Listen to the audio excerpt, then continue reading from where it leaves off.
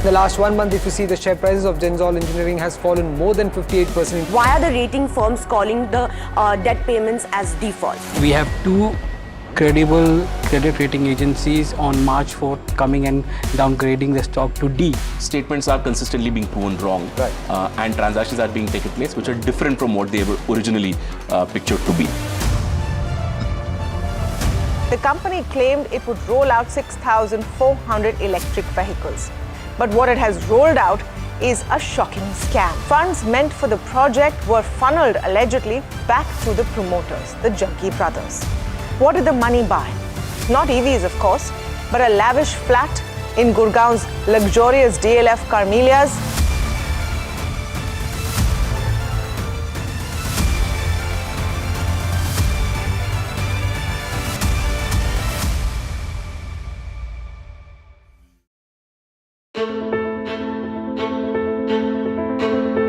News is not just headlines, it is what impacts you. And news should never be mistaken for noise. What matters is the reality. Accurate, in-depth, and with the right perspective. For over 20 years, I have been a journalist, and never has clarity mattered more than now. At Newsnight, we go beyond the surface. We dissect the details, challenge the narratives, and bring you the unparalleled clarity you deserve in a world clouded by misinformation. We are bold, we are direct. Newsnight, for the news in your interest. Only on NDTV 24/7.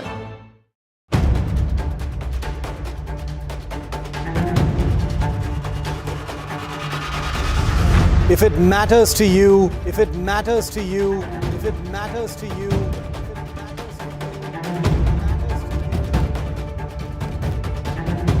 it matters to India. It matters to India. It matters to India. And it matters to me. And it matters to me.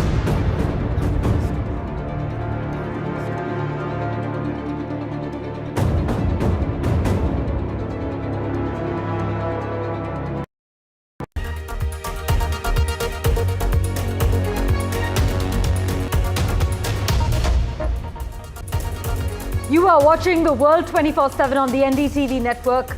I am Parmeshwar Bava. We've got an action-packed bulletin lined up for you with news from across the globe. Let's begin with the top headlines we're tracking currently. A federal trade court has blocked Donald Trump from imposing sweeping tariffs on imports under an emergency powers law. US Secretary of State Marco Rubio has announced visa restrictions on foreign officials and other individuals who censor Americans, including those who target American tech companies, as the Trump administration steps up a confrontation with other countries over their social media policies. The United States President has intensified his dispute with Harvard University, saying the college should cap foreign enrollments and also share information with the government about its international students. Billionaire Elon Musk has said his time leading Donald Trump's cost-cutting task force is coming to an end. He was designated as a special government employee, which allows him to work for 130 days each year. One day after BYD overtook Tesla's market share in Europe, the Chinese EV maker and two of its contractors were sued by the Brazilian government for subjecting over 200 Chinese workers to slavery-like conditions.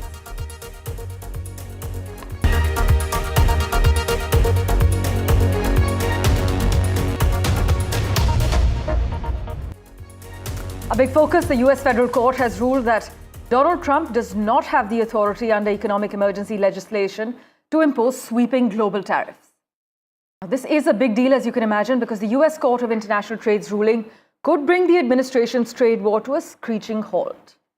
By blocking entirely most categories of tariffs, the court effectively wiped out most of the regime Trump put in place since taking office, and the court, ruling in two separate cases, issued a summary judgment throwing out all the tariffs Trump imposed under the International Emergency Economic Powers Act.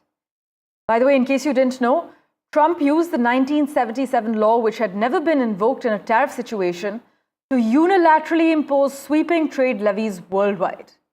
The three judges, by the way, who heard the case were Reagan, Obama, and Trump appointees.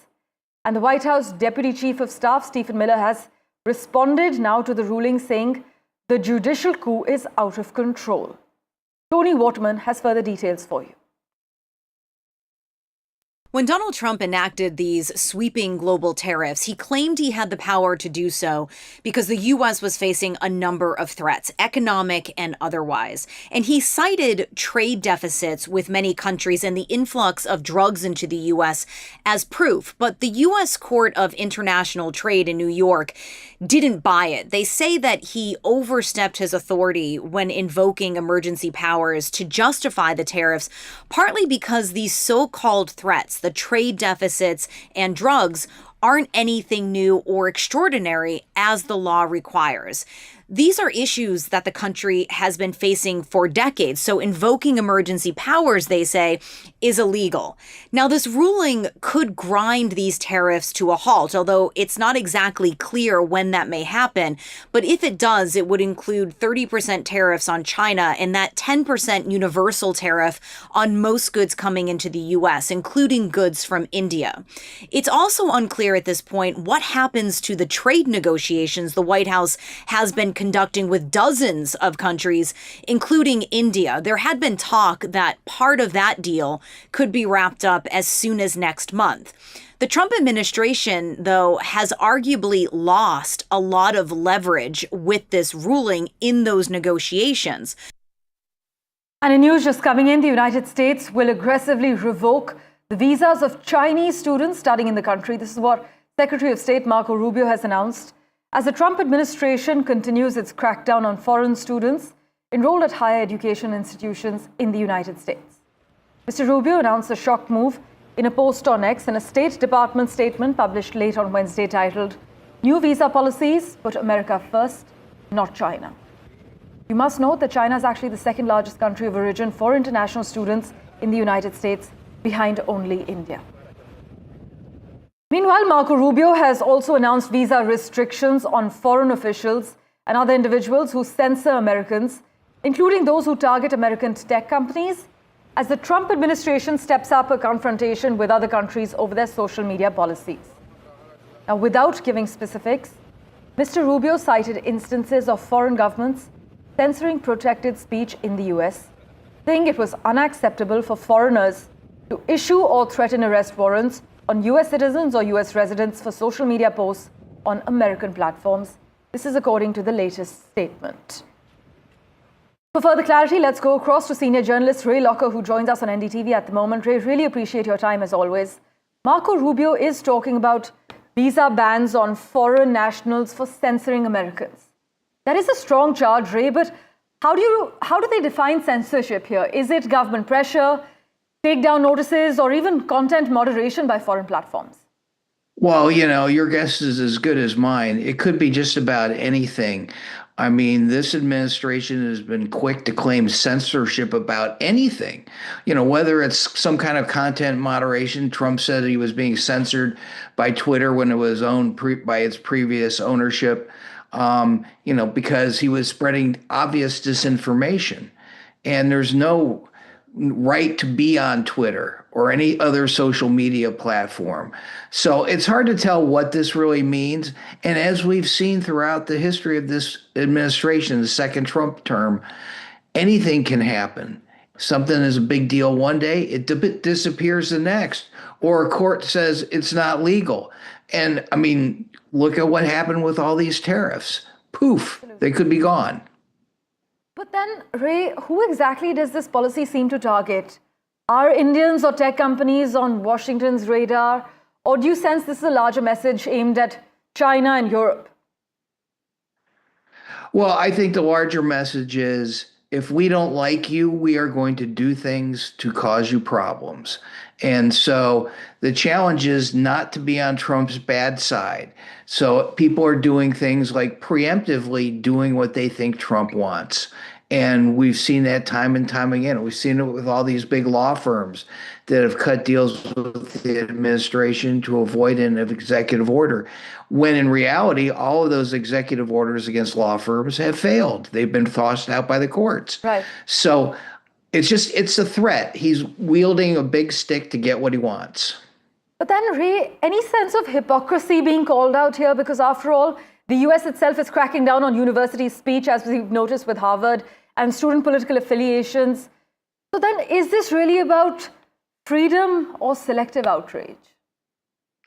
Selective outrage. I mean, it's all part of Trump doing what he wants, when he wants, to whoever he wants to do it to. Right. I mean, there is no consistency. I think we've seen that, since January 20th. One day it's one thing, the next day it's something else. And so he's doing it because he wants to. It keeps people off balance. It helps him get what he wants, which could be anything at any given time. Well, Ray, really appreciate your time and your views as always. Thank you so much for making time for us and joining us on the show. My pleasure. Meanwhile, as I briefly mentioned, Harvard, Donald Trump has once again targeted the university, saying that too many international students are being allowed in. He said that the number of foreign students at Harvard should be reduced to about 15% so that more American students can get a chance to study at the prestigious institution. Harvard, by the way, has around 27% foreign students, and according to Trump, reducing this figure would increase opportunities for American students who wish to attend prestigious universities like Harvard.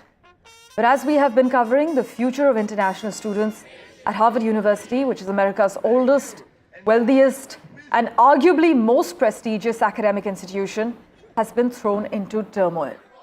The Trump administration's recent move has sparked outrage, panic, and also legal challenges. Take a look at this report of NDTV's From Ground Zero as the Trump versus Harvard row intensifies.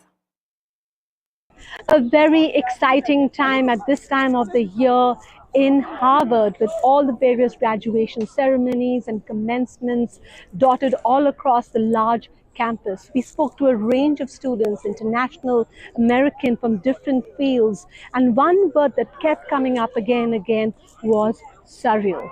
They feel the pressure on Harvard right now and all the threats that Harvard faces from the US administration are making the atmosphere surreal. They're concerned about the individual future, but they also maintain a lot of optimism and hope in this institution overall that they think will stand any challenge. We're here at Harvard University, the epicenter of a growing crisis in education in America, and we're joined now by Sully, who actually recently graduated just now from a ceremony. Congratulations, first and foremost. How does it feel to graduate from Harvard? Honestly, it's very exciting. I mean, it's a flux of emotions. I feel like I get a lot of, I get a lot of self-criticizing thoughts about how I could have finished the school if I were to repeat it again. But it's a relief because these 4 years here were super demanding, and I'm very glad to just be out of here, honestly. So it's nice to be here. Sully, tell us what you studied, and also what was your experience like at Harvard? Yeah, so I'm studying economics. I'm an undergrad. Finished with an economics degree. The experience was nice. I think as a liberal arts school, it's one of the most demanding and one of the most popular degrees here. Econ, there's a lot of athletes taking this degree, taking this path. So I think there were a lot of challenges. As someone who grew up outside of the U.S., outside of the Western, culture and stuff, it was some sort of a culture shock for me first. But I think as a more of a liberal space here, it was pretty welcoming.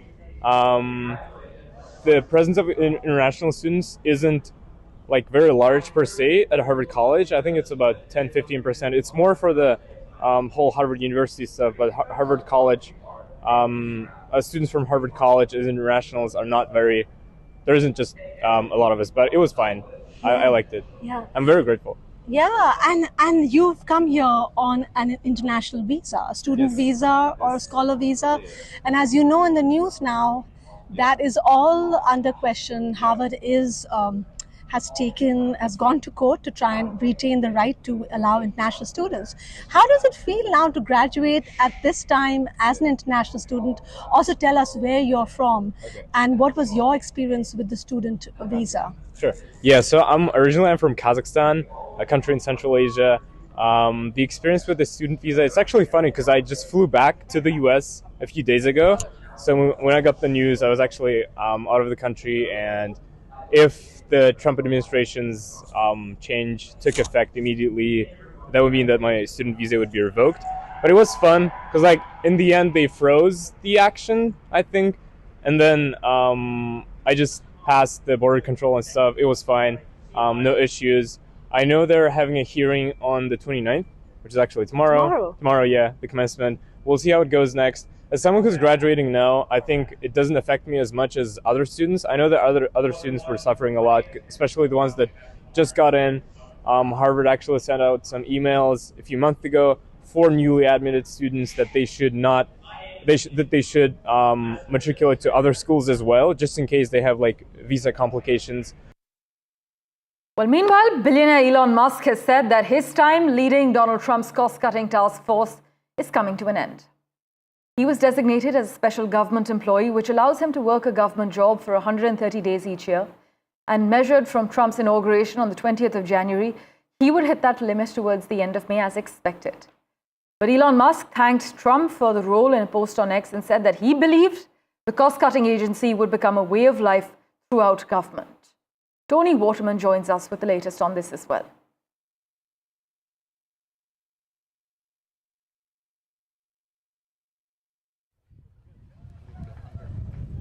Trump is also losing a key advisor, Elon Musk announcing on X that he is leaving the administration.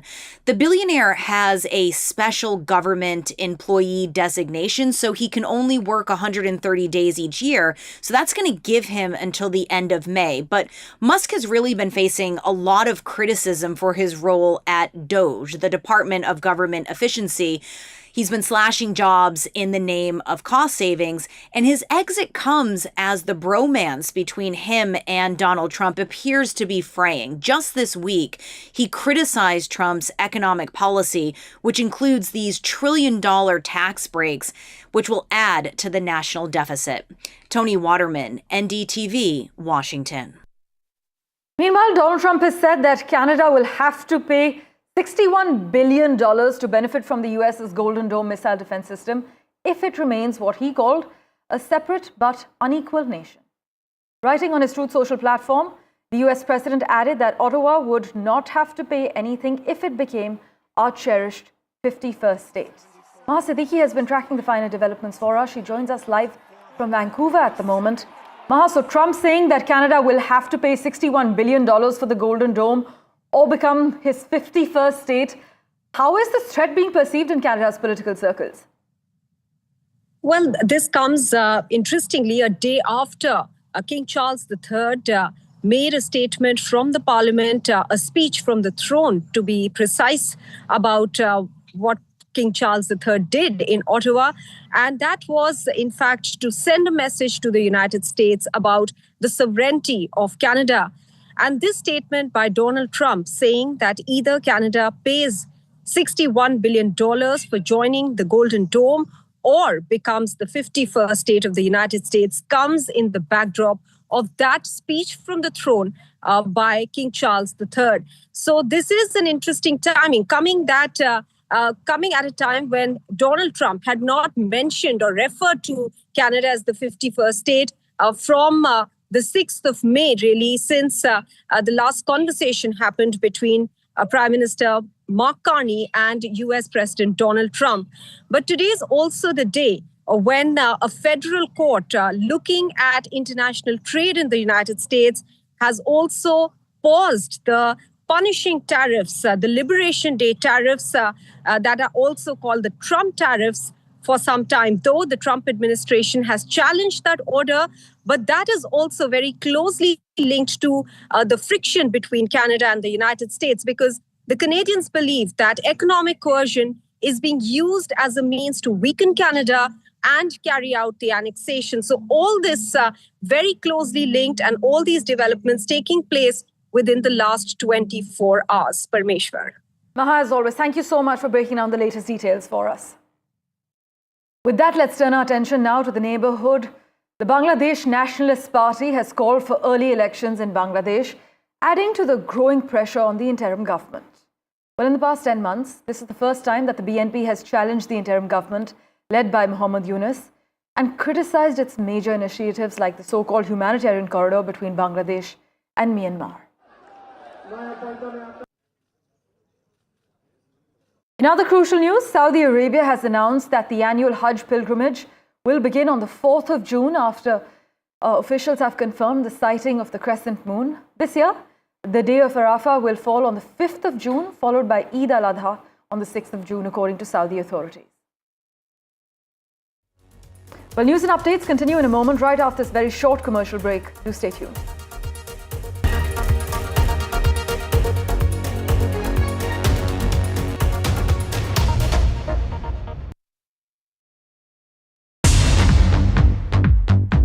More news that matters. Big exclusive. Tulsi Gabbard gunned down by Pakistan-backed cowards. When you interact with people on ground, you're able to reflect their sentiments much better. More debates that shake the system. More exclusives you won't find anywhere else. Not just another prime time. It's a prime time that's unmissable.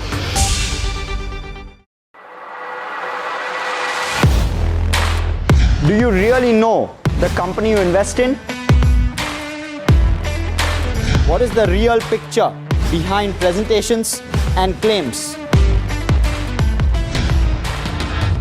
Is the outlook as rosy as the company claims? Know Your Company, powered by NDTV Profit Research, shines a light on the biggest stock market movers.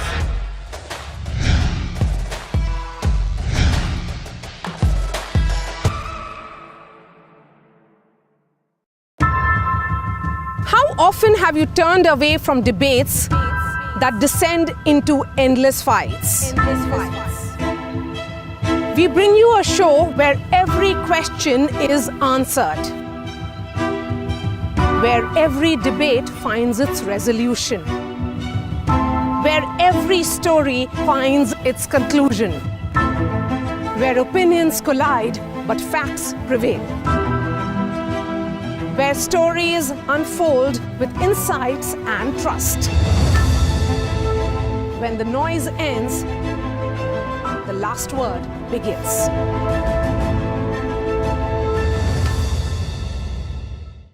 I've been reporting on all issues big and small from Andhra Pradesh, Telangana, rest of South India, bringing you all the action, all that you need to know, all that you want to know. The energy of Maximum City is infectious. I'm bringing that energy in our news coverage from financial capital Mumbai. Covering from the southernmost part of India over the last 23 years, I bring in-depth and 360-degree coverage from the Dravidian heartland. The land of Mishti, also known for its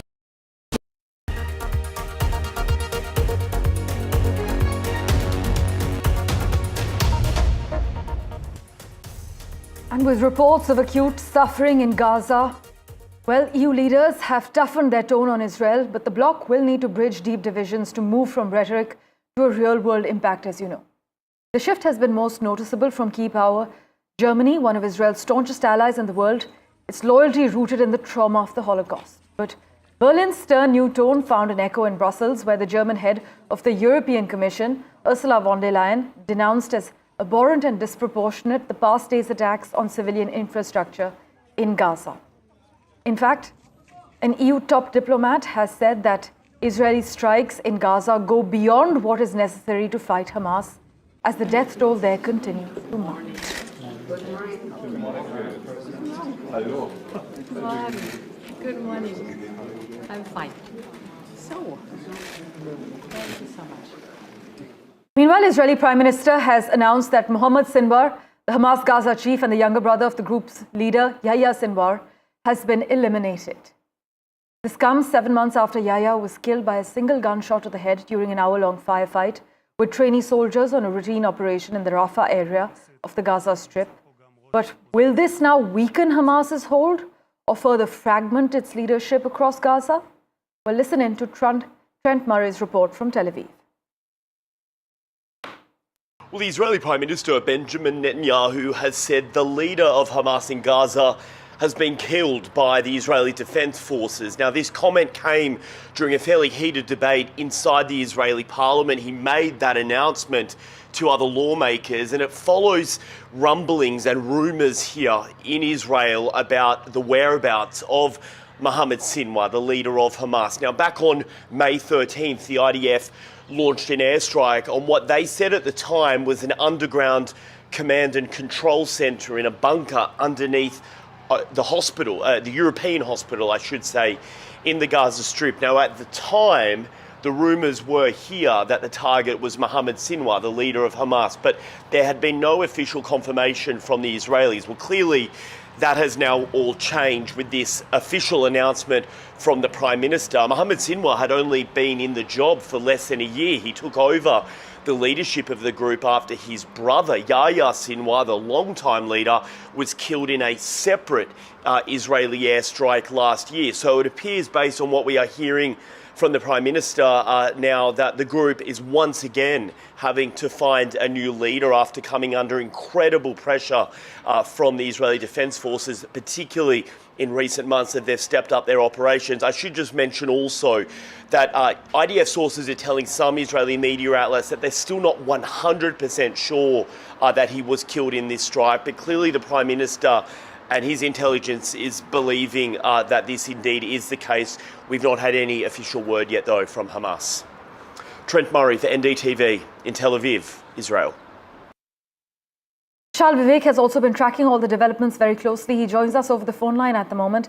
Vishal, so now the big question remains whether this will weaken Hamas's hold or further fragment its leadership across Gaza, right? That's exactly right, Parmeshwar. And Hamas's leadership has already been fragmented, and he was one of the most senior figures. He was the most senior figure in Gaza for Hamas, and he has been killed. That's been confirmed by Israel. But Hamas is yet to comment on it. Just a few days ago, reports had been coming in that said that there is the likelihood that Mohammed Sinwar could have been killed in an airstrike, but Israel had refrained from confirming it. And then came the comment from Israeli Prime Minister Benjamin Netanyahu last night, which confirmed the leader's demise. The nature of attack has not been revealed, but it was reported just a few days ago that it could be a possibility that one of the big hospitals in Gaza was bombed to attack Sinwar. And he was believed to be alone at the time of the attack because many Gaza leaders in the past have been, accused of using human shields. Right. So that is what IDF did. It located Sinwar when he was reportedly not with any hostages, and that's the opportunity the IDF used to eliminate one of the biggest leaders of Hamas in Gaza. Well, as always, Vishal, thank you so much for joining us with the latest details. Benjamin Netanyahu has announced that Mohammed Sinwar, the Hamas Gaza chief, has been eliminated, and this comes 7 months after Yahya was killed by a single gunshot on a routine operation in the Rafah area of the Gaza Strip. We'll keep tracking the latest for you, as always, regarding Israel and Hamas as well. Just like to thank you for investing your time in watching this edition of The World 24/7. As always, we'll keep tracking the latest updates for you. Do stay tuned.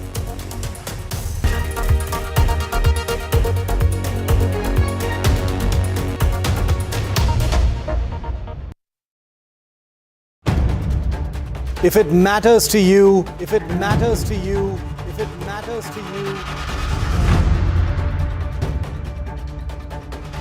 it matters to India. It matters to India.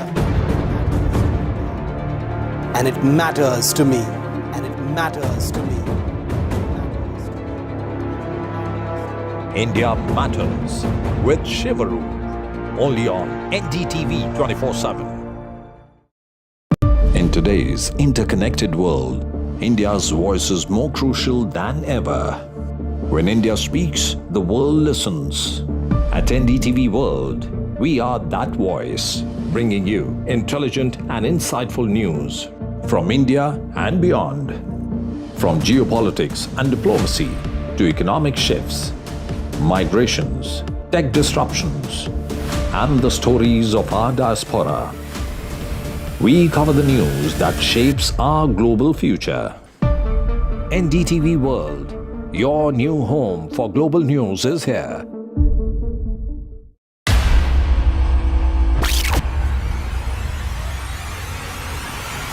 The last 1 month, if you see, the share prices of Gensol Engineering has fallen more than 58%. Why are the rating firms calling the debt payments as default? We have two credible credit rating agencies on March 4th coming and downgrading the stock to D. Statements are consistently being proven wrong, and transactions are being taken place which are different from what they were originally pictured to be. The company claimed it would roll out 6,400 electric vehicles. But what it has rolled out is a shocking scam. Funds meant for the project were funneled allegedly back to the promoters, the Junkie brothers. What did the money buy? Not EVs, of course, but a lavish flat in Gurgaon's luxurious DLF Carmelias.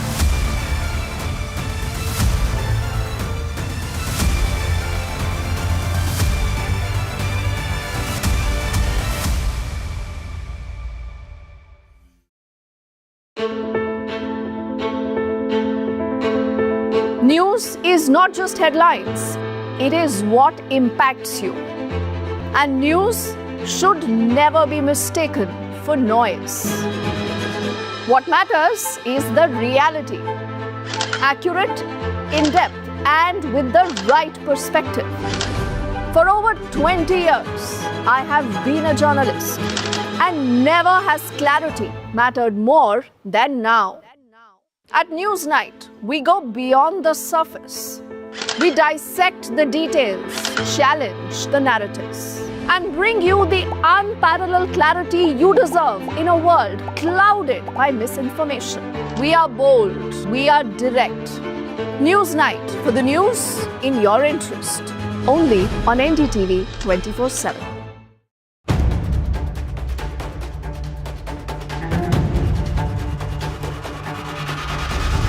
If it matters to you, if it matters to you, if it matters to you,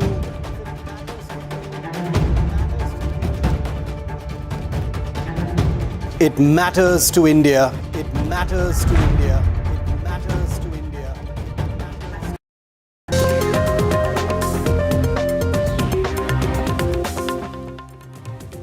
Hello and good morning. Welcome to Breakfast Show. I'm Radhika Ramaswamy joining you from Mumbai studios. We also have Divya Vadva joining us from Delhi. Divya, amid a Trump versus Harvard row, NDTV has travelled to Harvard to get views of students. In fact, now Trump has demanded 15% cap on foreign students. And in other news, Elon Musk exits the Trump administration. He says a time as special government employee comes to an end. That's right. So Elon Musk is exiting there while a US trade court has blocked Donald Trump's import tariffs from going into effect, ruling that President overstepped his authorities. And it's the Congress versus Shashi Tharoor, with Udit Raj saying that Tharoor has become the super spokesperson of the BJP. But it's Kiran Rijiju coming out in defense of Shashi Tharoor. We have that and a whole lot more. First, let's get you the headlines. A major blow to Donald Trump's economic policies. The US trade court has blocked Donald Trump's trade tariff that